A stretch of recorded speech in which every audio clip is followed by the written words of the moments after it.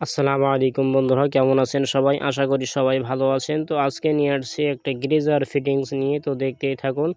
তো আমাদের এখানে যে লাল যে পাইপটা দেখতে পাচ্ছেন, লাল পাইপটা হচ্ছে আমাদের যে গ্রেজারের যে আউটপুট লাইন, অর্থাৎ যেটা দিয়ে গরম পানি বাইর হবে।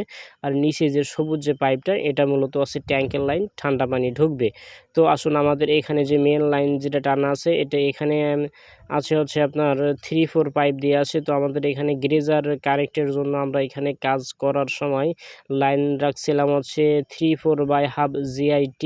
এখানে একটা 1/2 ইঞ্চি প্লাগ দিয়ে বন্ধ করে রাখছিলাম। তো দেখতে পাচ্ছেন আমাদের এখানে এখন প্রয়োজন হবে একটা 1/2 ইঞ্চি নিফিল। তো আমরা একটা 1/2 ইঞ্চি নিফিল নিছি। 1/2 ইঞ্চি নিফিল নিয়ে এখন হচ্ছে 1/2 ইঞ্চি নিফিলের যে 1/2 ইঞ্চি নিফিল, 1/2 ইঞ্চি নিফিলের দুই মাথায় সুন্দরভাবে থ্রেড টেপ পেঁচাতে হবে।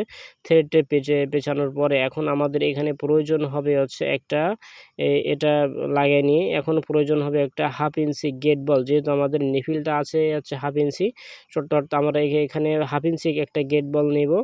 1/2 ইঞ্চি গেট বল নিয়ে এটা কিন্তু এবার সুন্দরভাবে টাইট দিতে হবে।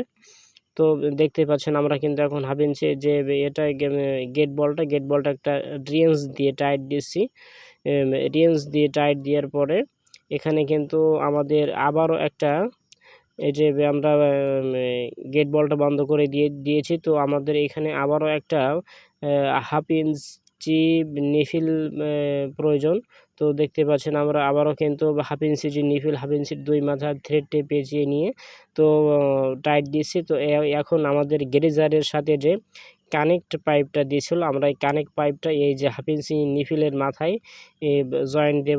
তো এটা জয়েন দেওয়ার পরে এখন আমরা এখানে যে 1/2 ইঞ্চি যে কানেক্ট পাইপের যে জয়েন্ট যে জয়েন্ট নাটটা টাইট দিছি। তো এবার আমরা আসবো, এটা যেহেতু আমাদের হচ্ছে গ্রেজারের ইনপুট লাইন, তো আমরা এটা সবুজ যে পাইপটা দেখতে পাচ্ছেন, আমরা কিন্তু এখন এই পাইপটা যে অর্থাৎ যেটা দিয়ে গ্রেজারে পানি ঢুকবে, যে ইনপুট লাইনের ওই কানেক্ট নাটটা আমরা গ্রেজারের সঙ্গে দিয়ে কিন্তু এখন সুন্দরভাবে টাইট দেব।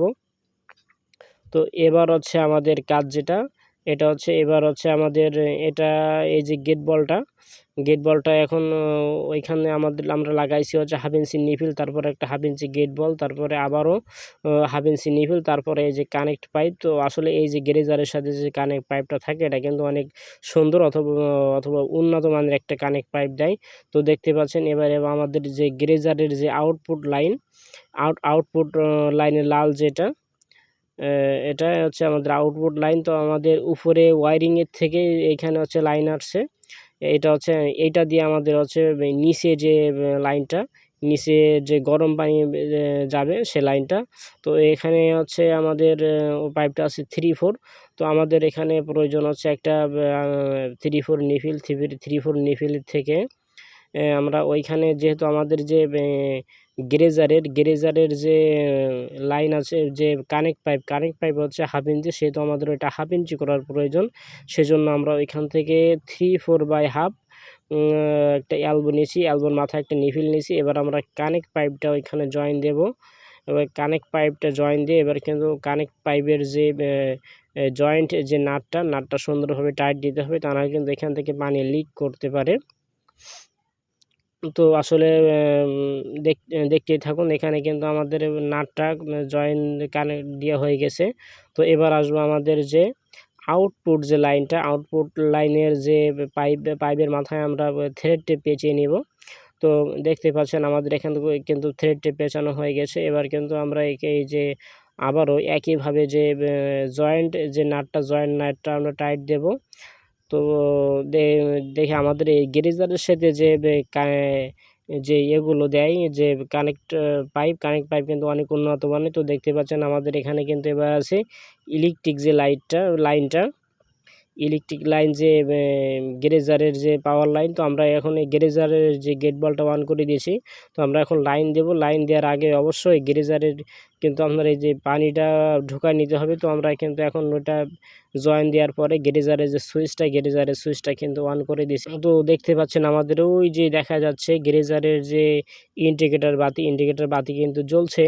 তো দেখতে থাকুন গিজারের ওই যে ইন্ডিকেটর বাতি দেখা যাচ্ছে ওটা কিন্তু জ্বলছে। তো আমরা এখন নিচে আসছি, নিচের থেকে ক্যামেরা ধরছি, এজন্য আসলে ভালো বোঝা যাচ্ছে না। এবার বোঝা যাচ্ছে গিজারের ইনপুট লাইন এই যে ইন্ডিকেটর বাতি এটা জ্বলছে। তো এখন আমরা নিচে যাব, নিচে গিয়ে আসলে দেখব যে আমাদের এই গিজারে পানি গরম হচ্ছে কি না।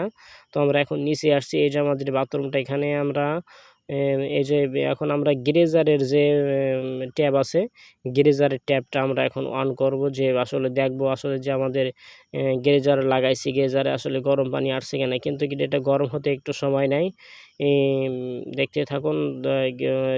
নতুন অবস্থায় গিজারটা ফুল লোড হবে, লোড হয়ে পানিটা গরম হবে, সেজন্য নতুন অবস্থায় একটু 10-15 মিনিটের মতো সময় নেয়। তো দেখতে গরম পানি অলরেডি কিন্তু এখানে চলে আসছে, আমাদের এখানে কিন্তু গরম পানি অলরেডি চলে